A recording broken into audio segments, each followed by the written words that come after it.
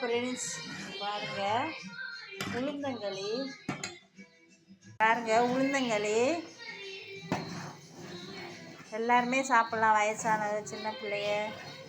தோல் உளுந்து வறுத்து அப்படியே கிண்டியாச்சு. குறுக்கு வலிக்கு நல்லது. அதான் உளுந்தங்கஞ்சிங்கிறாங்களோ அதான். தோல் உளுந்தை வறுத்துக்கிட்டு அப்படியே மிக்சியில் ஒரு அடி அடித்து அப்படியே கிண்டிடுவாங்க.